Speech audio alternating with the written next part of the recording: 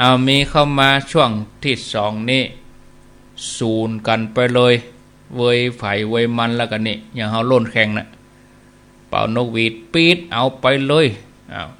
มาที่เบอร์0998366322ไปหนัวฟังนะไปลืมปดให้เข้านะไปยื้อพอให้เข้าหรอกให้เข้าขึ้นแล้วก็เอาเข้ามาหนึ่งมาอย่างก็เดี๋ยวจะดีไปวัดละเนาะวันนี้วันเดือนเพ็ญเจริญปนอ้าวรักษาเจ้าจากตังใดจากแม่อายเจ้าโอ้แม่อายนี่บ้านหยังบ้านดอยลางป่ามต้นเดือเจ้าดอยลางเจ้าป่ามต้นเดือเจ้าไก่วัดแม่อายหลวงก็ถ้าอะไรถ้าที่เจ้าเปิดเอาลงไปกันเริ่มไปเพื่อนนะเจ้าว่าระยะเส้นทางอ่ะดอยลางเนี่ยครับไปประมาณสัก11 กิโลนะ11 กิโลไปวัดแม่อายหลวงนะเจ้าโอ้แล้วได้ยินป้อยดีก่อทีถ้อยดีก่อดีเจ้าทีดีเจ้าโอ้ฟังกันไปเลยเนอะอันที่21แล้วก็ไปป้ากันวัดแม่อายหลวงโมทนาเจริญปนเจ้ากับไร่สาเจ้าจากตังใดขี้เล็กแม่ริมเจ้าขี้เล็กแม่ริมฟังคลื่นไหนฟัง104เจ้านึกว่าจะมาได้ยินเสียงท่านนะเจ้าพอไหลมาที่104เจ้าต้องไหลไปกะเจ้าได้ยินเสียงท่านก็ดีใจแล้วนะเจ้าเนอะเอาก็ไหลไปเสาะหากันกะเนาะเจ้ากับไร่สานะเจ้าโอทนาเจ้าตุอินดูแม่อุ้ยตะกี้เนาะอินดูเปิ้นเจริญปนอันนี้โลมาใหม่0998366322เข้ามาตะกี้โจนขันไหลมาที่104.50ขี้เล็กแม่ริมฟังชัดเจนดีสายแรกนั่นก็ดอยล้างแม่อายห่างวัดแม่อายหลวง11 กิโลก็จะหมอกลุกดอยรอไปตุ่งเซี่ยวเนี่ยเนาะ11 กิโลเจริญปนติดแล้วจากที่ไหนปักตึงห้วยหยาบเจ้าห้วยหยาบนี่ยังฮับได้อยู่เนาะไหลมา104เนี่ยก็ไหลมาเมื่อใดบัดเดียวนี่ก็ว่าแต่เจ้าละเราฟังตั้ง8 โมง104เนี่ยปัก8 โมงไปหาเสียงคืนเจ้าโดแล้วก็ไหลมา9 โมงไปอันนี้เปิ้นเข้าใจลูกนี่เปิ้นเข้าใจดีกะโอ้ยฟังวันนี้นี่ซึ้งใจดีแท้โมนดีเนาะโมนใจประทับใจฟังไปเลยเนอะเจ้าถึงวันเจ้าสาธุบ้านทิฟังฝ่ายหินเจริญปนหลวงพ่อกะไหว้ตาเจ้าเสียงก็บ่ออกมาเป็นหลวงพ่ออันนี้หลวงพ่ออ้วนแม่อ้วนจ้าแม่อ้วนฟัง91นี่กะ91แม่จ้ะ91มันได้หลาย91มึงแน่นอนดีบ่ได้ไหลไปไหลมาอย่างเปิ้นเนาะมันได้หลายไปหลายมาอย่างเปิ้นละเหมาะดีเหมาะอย่างป้อนั่นว่าเนาะป้อขยันเมืองน่านลูกเจ้าเหมือนกันได้ยายอ้วนนี่เจ้าลูกเจ้าแล้วเหรอดีแล้วกะโมทนาเนอเจ้าไว้สาเจ้าวันบ้านสันขวางโดยรอเฮานี่มาไก่เท่าใด0998366322มีเข้ามา4:50 ครั้งแถม8 นาทีเอาตึก58แล้วก็ลาญาติโยมเขาทั้งหลาย0998366322เอารับก่อนเนาะเจริญปนไหวจ้าเจ้าอันนี้บ้านที่เนาะเจ้าบ้านที่ห้วยหยาบสันพระเจ้าแดงฟังพระเจ้าแล้วก็จะเมื่อตี 3โอ้ไหลไปจะน้ำมาป้าเมื่อตี 4เนี่ยนั่นพอได้ฟังพอช่วงที่2แล้วกันนี้ก็เอียกะที่หั่นบะหมี่เขาก็ไหลมานี่กะนางกระเจ้าไหลจะมาป้าใส่วันใดก็ได้ยินเจ้าฟังเพลงดีฟังตี104นี่เนาะโมทนาเนอก็พื้นที่เดิมน่ะเนาะพื้นที่เดิมนั่นนี่พื้นที่เดิมน่ะ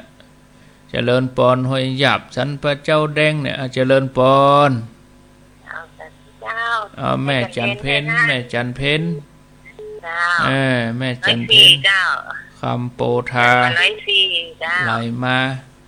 ที่นี่บะหมี่กันอันนี้เปิ้นเข้าใจลูกอินดูแม่อุ้ยตะเกีย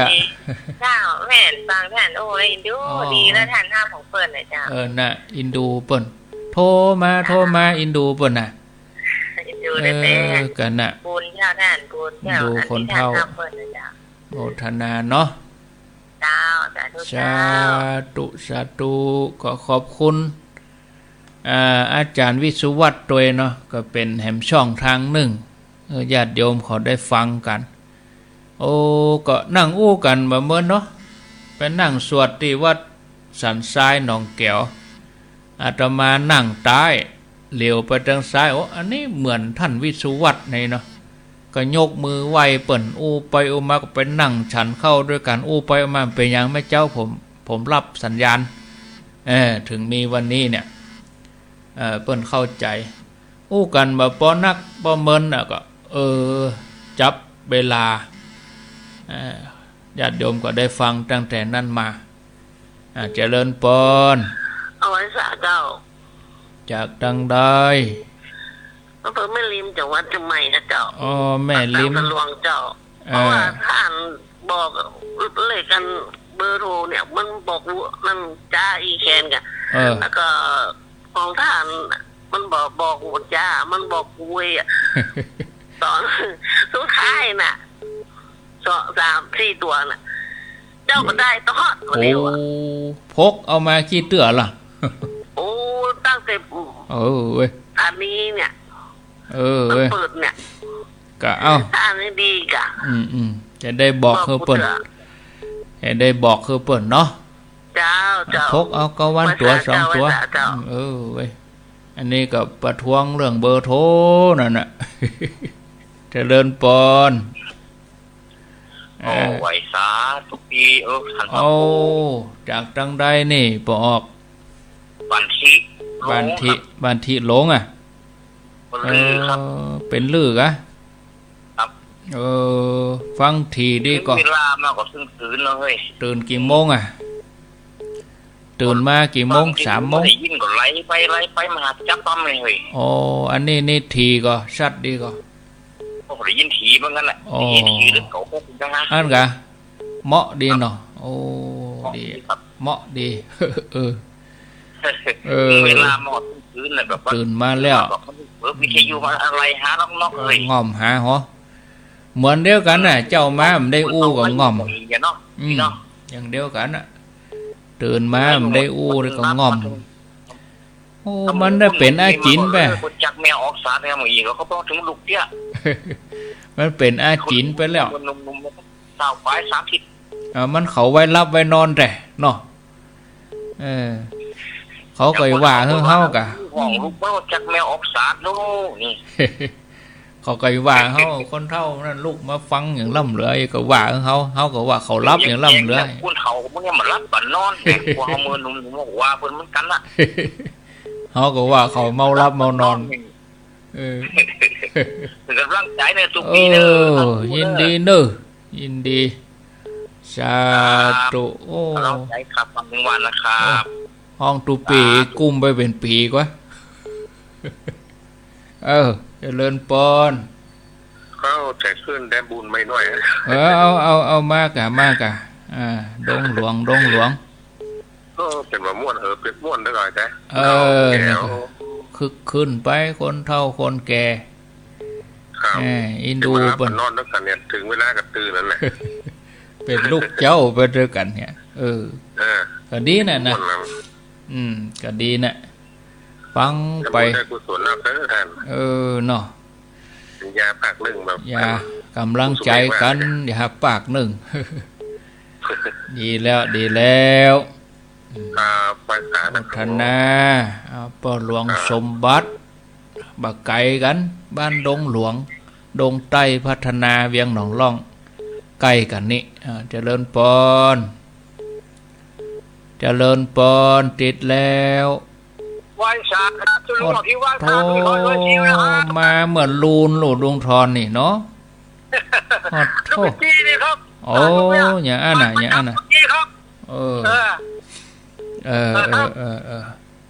ชัดเจนดีกว่าชัดเจนดีกว่าสาธุครับลุงทอนดอยซิวสันกำแพงได้สักโหลนี่ก็เนาะเอาสายที่11เจริญปอนติดแล้วเนอะ298มาเลยเจริญปอนโยมจะต้องอันปิดวิทยุเวลาโทรนะเอามาใหม่เจริญปอนไหว้สาเจ้าวัดเกตกาลามเจ้าวัดเกตกาลามแม่จันทิพย์โอ้โชคดีวันนี้ได้ยินอยู่เนาะได้ยินอยู่เจ้าก็ว่าเจ้าก็เปิดหาตั้งเจ้านั่นกะต้องไหลเอากะเจ้าไหลไปเลยมากบอกว่าได้เจ้าไปยืนอยู่ร้านก๋วยเตี๋ยวที่เดียวนี่ร้านข้าวผัดก็เปิดเหรอกินอิ่มก็แว่เข้าพัดปุ่นกะโมทนาเนอเจ้ากำลังเตรียมตัวจะไปวัดไปวาเจ้าดีแล้วอ้าวเจริญปอนไปเจ้าค่ะครูจากดังใดอันนี้บ้านทาโดยข้างทาโดยข้างฟังชัดดีก่อคลื่นไหนฟังที่ไหนนี่91กะ91เนาะขอบคุณขอบคุณสาธุทาโดยข้างขอบคุณเอาตอีก่อนน้อญาติโยมได้ลากันก่อนได้ลารายการก่อนเดี๋ยวจะเหลื่อมเวลาท่านอาจารย์วิสุวัตรเปิ้นจะเตรียมที่จะเอารายการอื่นต่อไปถ้าว่าเปิ้นยังบัดตัดเตื้อก็ฟังถึง6 โมงพุ่นแถมนะที่104นี่นะ ถ้าว่าท่านอาจารย์เปิ้นบัดตัดเตื้อนะเป็นบางวันก็ตึกตี 5บางวันก็ตึก6 โมงเนาะถ้าว่าอาจารย์ดอกเตอร์เปิ้นทำวัดเจ้าก็ตึก5 โมงถ้าเปิ้นบัดทำวัดเปิ้นติดธุระที่อื่นก็อาจจะเป็นรายการอื่นไปเทศทำเมืองกาอย่างกาสะเตือก็มีรายการเปิ้นจึงมีรายการเทศทำเมืองมาเจ้ารายการคณะสงฆ์มีตลอดเนี่ยก็ติดตามฟังกันแม่อายสายที่1สายที่2ขี้เล็กแม่ริมสายที่3บ้านที่4แม่อวนได้รอ5ห้วยหยาบสันพระเจ้าแดง6แม่จันเพ็ญคำโปธาแม่เหีย7แม่ริมสลวง8บ้านที่หลวง9ดงหลวง10ลุงทอนดอยซิว11แม่จันทิพย์วัดเกตกะลามสายสุดท้าย12ทาดอยข้างก็ลำลาศรัทธาไปก่อนขอบคุณเนอะโชคดีมีใจเหมือนกันกุคนกุตานวันผู้มาเจ้ามาปะกันแต่ใหม่อายุวันโนสุขังปลัง